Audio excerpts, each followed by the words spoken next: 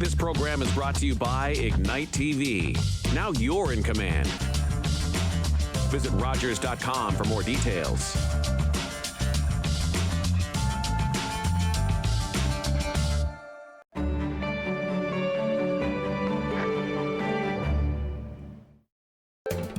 Call the Rogers TV viewer response line, email us, or connect with us on social media.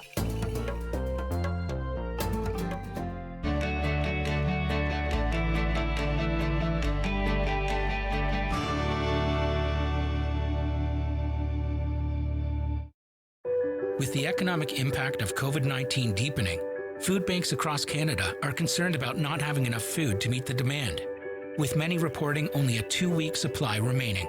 That's why Rogers is partnering with Food Banks Canada in this critical time of need by donating 1 million meals for our fellow Canadians.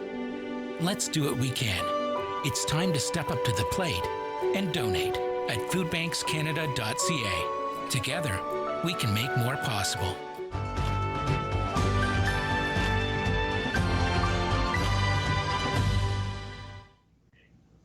Hello and welcome to the special edition Rogers TV program COVID-19, dedicated to informing you of the services and resources available to you during this pandemic.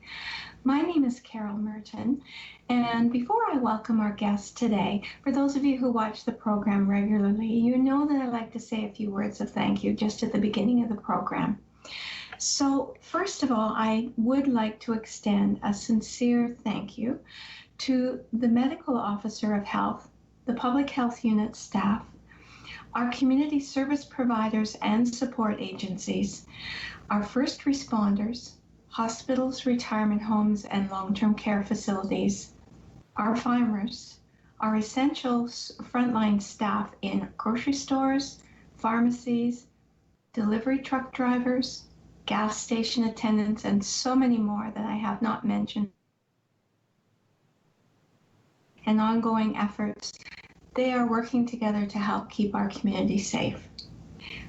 We are all together in this exceptional and ever-changing situation, and we are all neighbors doing our best, our very best, to take care of and to support each other. Here at Rogers TV, we continue to provide you with current information from these community agencies, as well as our elected officials. However, as you're probably already aware, this information changes rapidly. So to stay current with the information, we encourage you to go online to the Public Health Unit website at publichealthgraybruce.on.ca. Listen to the radio, read the newspaper, and of course, tune in to Rogers TV to obtain updated and current information. Thank you for joining us, and I want to extend a sincere thank you to Sandra Hong, who is joining us here today from the Alzheimer Society Grey Bruce. Sandra is the Public Education Coordinator, and she's here to tell us about how Alzheimer Society is delivering services in COVID-19, but especially about a new program I understand that she's starting with the Alzheimer Society Grey Bruce called Care Essentials. Sandra, thank you so much for being here today. Thanks for having me, Carol. I don't have my Rogers TV mug with me. Well, I'm going to tell the producers we need to do something about this. Yes. So tell us how you're doing. How are things going? Well, you know, I have to say that I'm so impressed with our community and the fact that we were able to just adjust rather rapidly to a pretty phenomenal situation, which is so unfortunate. But in a good sense that we're still open for business, of course, in a modified way. Our counselors have home offices and for the most part are working hard to support the resident or the clients within the Alzheimer Society of Grey Bruce. They do, of course, they can't do the home visits, but they're doing phone visits and emails to support them as best they can. We still, we do our support groups via Zoom, and that's all, privacy as much as we can secure it. We make sure that privacy is set there. We offer our memory cafe sessions are still going on via Zoom, and Minds in Motion. Minds in Motion is that it's physical activity as well as intellectual activity. So it's pretty impressive that we're able to still engage our participants in Minds in Motion. And they, the individuals that were already previously enrolled in this program just really appreciate remaining connected in the community. So I think that's really key because we are all feeling slightly isolated as a result of this pandemic. We also have Sandra, sorry, could I just ask one question about how are your you clients, I guess that's the term that you use, how are they adapting to the use of technology? I know that for many of us, Zoom conferencing, Skype, it's a whole different world. How did that work? Did you feel that it was a quick transition? How did they manage? I think, Carol, for some, it was a quick transition.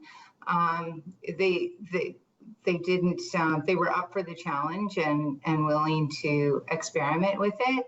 There's still others that, of course, it is a challenge, right? But there's other reasons for that challenge. And it's our internet out here in our rural communities, which is very, very sketchy, right? So it's the stop and go. And if you're already struggling with a cognitive disability and there's that pause in conversation, then for them to follow exactly what's going on can be quite confusing. So it really a plug for better internet service in our rural communities.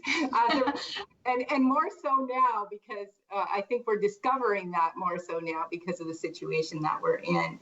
But yes, they have transitioned quite quickly. I really feel for those that don't have that access though to those services. However, we are trying to make adjustments to support those that can't participate in learning series such as the Care Essentials that you mentioned, right? So those the learning series, Care Essentials is just one of many learning series that we offer here through the Alzheimer's Society. And Care Essentials is essentially providing strategies and tools for care partners living with people with dementia. So we talk about, we learn about what to expect essentially in the middle stages of the disease. So as the disease progresses and communication becomes more of a challenge, and memory has progressed that much further, they learn more, the care partners learn more about how to adjust to those changes. So what to expect in that stage, as well as how to communicate effectively. So if you're considering the fact that a person has cognitive impairments and how the disease is impacting this individual's brain and their ability to use words the way we normally use words or express ourselves the way we normally would express ourselves, and they're challenged with that ability to do so, then we have to figure out, okay, how as a care partner can I now communicate the message so that my person understands what it is that I'm saying, or vice versa, right? So if the person with dementia is trying to tell me something, what is it that I need to do to give pause, to give that individual, to give my person an opportunity to express themselves, right? Without putting words into their mouth. Yeah. So that's a very important point, because it does, if you think about living with dementia, the confusion, the frustration, the anxiety as a result of not being able to get your message clearly across to others, right? The fact of being heard. So you think of you and I, who are able to express ourselves without any difficulty. If we weren't able to express ourselves, how that might make us feel, right? Yeah. And then we talk about, so this is, Care Essentials is 4 sessions. So in the third session, we talk about changes in behavior. And behavior is really, some people describe behavior as being, are people living with dementia as being aggressive. But it's really about understanding the meaning behind a person's behavior, right? So if we go back to the idea of the individual not being able to communicate effectively with words anymore, then what is it that this person is trying to communicate to us? So are they expressing a message to us based on their behavior, right? So as a care partner, we almost explore the idea of becoming detectives, right? To understand the meaning behind the behavior. So is it because this room is hot and I'm taking off my clothes because I'm so hot, but I can't tell you that that the reason why I'm taking off my clothes is because I'm hot, right? Yes. Or that they throw their dinner plate across the table because the broccoli burnt their mouth and they weren't able to tell you that, right? So, things like that, we have to really understand, okay, what is the meaning behind the behavior? If there is too much stimulation in the environment, so sometimes it may be that you have company over and the grandchildren are over and there's lots of noise and activity happening, and then your person living with dementia starts to become agitated and frustrated with the amount of noise that's happening. Well, again, so what is the trigger? And what's the meaning behind their behavior, right? It's just too much stimulation. So there's lots involved in the reason behind an individual's behavior. So we talk about becoming detectives and breaking down all these areas of, whether it is the physical cause, whether it's the intellectual cause or the emotional cause, and so forth. I should actually delve into the fact too of what an individual is capable of doing, because so often as care partners or even friends of people living with dementia, we tend to be quite protective once we know that the individual has a diagnosis of dementia. And we figure, oh, no, you can't possibly do that. I'll do that for you, right? So we become overly protective and start to see the individual as a diagnosis rather than as the person that they truly are. So we have to kind of, this is where the balancing act occurs. We have to appreciate what the individual is still capable of doing. So you work on what are they still capable of doing? So you capitalize on what they're capable, capitalize on their strengths, and you compensate only for their losses, right? So, if the fact is that they can still wash the dishes, but, putting them away becomes quite a challenge for them. So we allow them to wash the dishes, right? And we assist in putting away the dishes. So in that task, what is the person still capable of doing? Which really can make a difference too in an individual's behavior.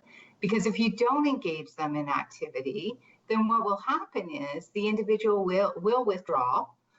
They'll display some type of behavior as a result of boredom or inactivity, right? Yeah. Yeah. And how that behavior looks is unique to every individual.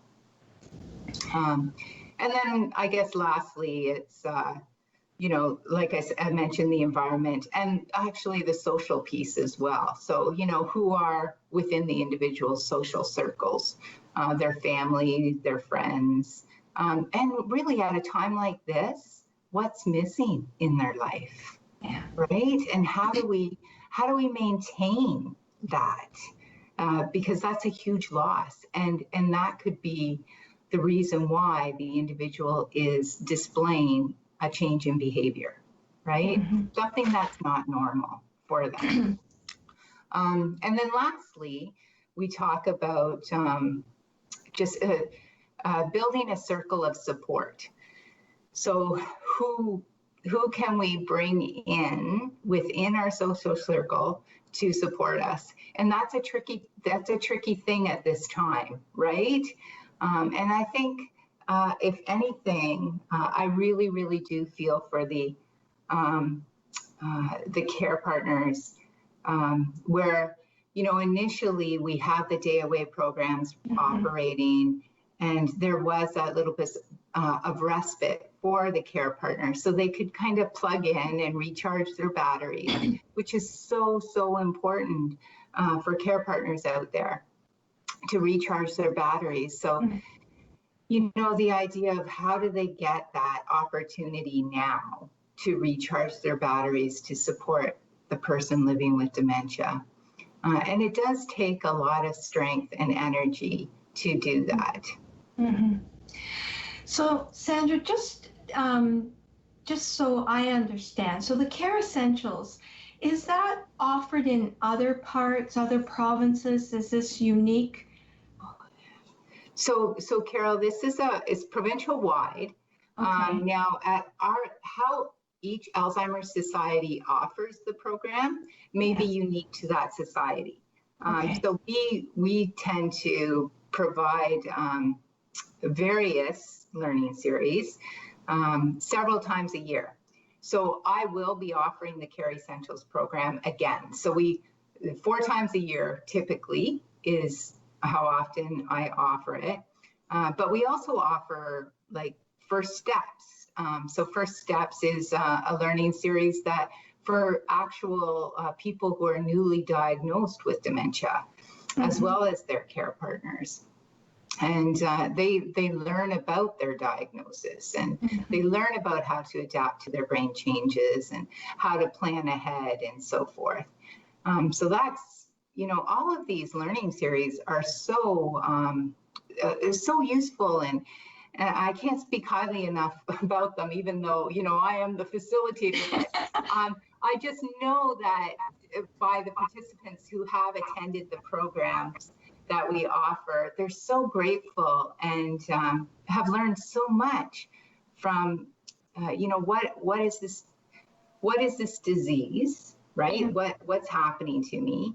How can I still live well with this disease, right? And I think that's an important piece. And us as individuals that are care partners of people living with dementia, the more they have a knowledge and understanding about the disease, the better the person living with dementia is able to live with the disease, right? So it complements both people. I mean, it's like any course that you take, though. You have to apply what you learn. Otherwise, it's not going to be effective. And there's no magic pill to make it work. But really, and oftentimes this is what I tell people who participate in these learning series, is that it really is a foundation of your learning. It's a foundation of learning about Alzheimer's disease and other dementias. And with this foundation, you keep up your lines of communication with your support counselor at the Alzheimer's Society. Yeah, so, there might be a little little strategy that you learned in the learning series, and you haven't used that strategy, and then it comes up in about 4 months' time or down the road, and you think, I can't really remember the details of actually how to make this work. So I need to bounce some ideas off of someone. So that's what support counselor is there for, right? Yeah, yeah. So it sounds certainly for every stage, there are learning opportunities for every stage. So with these learning opportunities, do the caregivers and their partners attend, or are there certain programs just for caregivers, or how does that work, Sandra? Yeah, so initially, like I said, the First Steps program is geared toward people that are newly diagnosed with dementia. We have other programs for people living with dementia specifically. The other learning series, such as Care Essentials, and there is a Next Steps learning series as well, which is very similar to the First Steps. But what makes this one, what differentiates the two is that the person living with dementia won't attend that one. And that's only because not all people with the diagnosis of dementia have insight into their diagnosis. Right. So you know, the idea of them attending a learning series at the Alzheimer Society doesn't fit into their thought process at all, because there's nothing wrong with them. They just don't have insight into the fact there is a problem. So, for that, then we have just the Next Steps. So Next Steps, Care Essentials, Options for Care, and Care in the Later Stages. Those are all learning series that are geared toward the care partner. Yeah. The only one we have for the person living with dementia is the First Steps. Yeah. But like I said, there's other programs that are available for people living with dementia, and that's currently the Minds in Motion, Memory Cafe. We have an active living person who, is doing phenomenal work and just setting up appointments one-on-one to work with people with dementia and find out what specifically their interests are. And she will create these kits, these unique kits geared towards your likes. Wow. And send them off to you. That's amazing. Yeah. So she's working really, really hard with the clients. And we also started up, I have it here, activelivinggreybruce.org. And you can go on our website and find that link as well. So the Alzheimer's Society Grey Bruce website. And what you'll see there is an array of various activities that are geared. It can be geared to anyone really, but also for people living with dementia. So that's new as of this pandemic. So we were pretty fast in getting that up and running. Which I say I'm so pleased with our team and how we were able to adjust and adapt and bring, try to keep the wheels revolving without getting stuck, you know? Yes. And how our community has adapted as well. So certainly pivoting fairly quickly and then modifying what you're able to do using technology and even with the kits that are designed specifically for the individual. So the funding for this, Sandra, how can the community help you? I mean, how do you get your funding for this? Because it sounds like you keep adding programs, which is wonderful. Yeah. So our funding, a lot of funding is through donations, and we do have our IG Wealth Management Walk for Alzheimer's coming up on May 31st, and it's a virtual walk. I encourage everyone, even if you just register and you don't donate any money, it's really helping the cause. So you can go to walkforalzheimers.com and register yourself under Grey Bruce. get your family involved. And it doesn't mean that we have to see you, you don't have to videotape yourself walking and submit it. But, on May 31st, if you want to go for a walk and just think of those living with Alzheimer's disease, that's lovely. If, having a special dinner to honor those living with Alzheimer's disease, then that's fine. Whatever fits. If you want to plant a flower, plant some seeds, forget-me-not seeds, whatever you do on May 31st, making it special for individuals living with Alzheimer's disease, and not to forget their care partners either, right? Yes. So if I can do anything at all today from having this interview, just encouraging people to register for our Walk for Alzheimer's would be great. The donations are lovely, and that's really what keeps our programs and services going. So if people want to, and that's great, because I wanted you to bring that forward, the community needs to help. For sure, each other. I mean, we're here together. So people who have never accessed the Alzheimer's Society services, aren't really sure, don't know about programs. How do they even connect? Like, how do they register? Do they just call in? How does it work? And is there a charge per series? Oh, no, there's no cost at all. There's no cost at all for our programs. Generally, the Minds in Motion currently, because it's on Zoom, there's no fee to that. Otherwise, we would have to pay a rental fee to the place that we're running the program. And we have 2 other programs that we source out workbooks for, and there's a cost for those workbooks. But other than that, the learning series is of no charge. Right.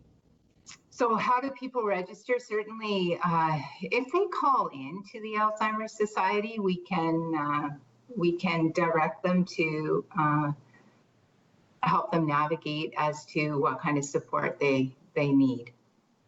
Yeah, and that's the key. Make the call and reach out. Yeah. So you mentioned earlier about the caregivers and that they don't have the access perhaps to the respite that they had, the day away programs and other programs. Have you seen an increase in the stress levels on these caregivers? Are you concerned? Because it seems as if time just continues to go on and we're slow at opening up services, understandably. Do you have concerns? I am concerned. I'm concerned that if this does go on, it will certainly wear on the care partners as well as the person living with dementia. What can I say about how to relieve some of that stress? I think I did suggest to a care partner not too long ago about having family members call in. Yes. Let's say you have 10 family members. Yeah. And have a rotation. Have a rotation, because schedules are really, routines are so important for people living with dementia, and it could be something that they'll look forward to. And even if it is just a 5-minute call or a that'd be good. It doesn't matter, because really it's the feeling that it leaves that person with that remains. Sometimes that person may not even know who they're talking to, but because you've left them with such a good feeling, they have a good day. And you've left me with a good feeling, having said that. I can't believe our 30 minutes is up, or 20 minutes. Sandra, thank you so much for being on the program. I hope you'll come back and tell us more about the services. And thank you to our viewing audience today for joining us. Please join us again. Take care, stay safe, take care of each other.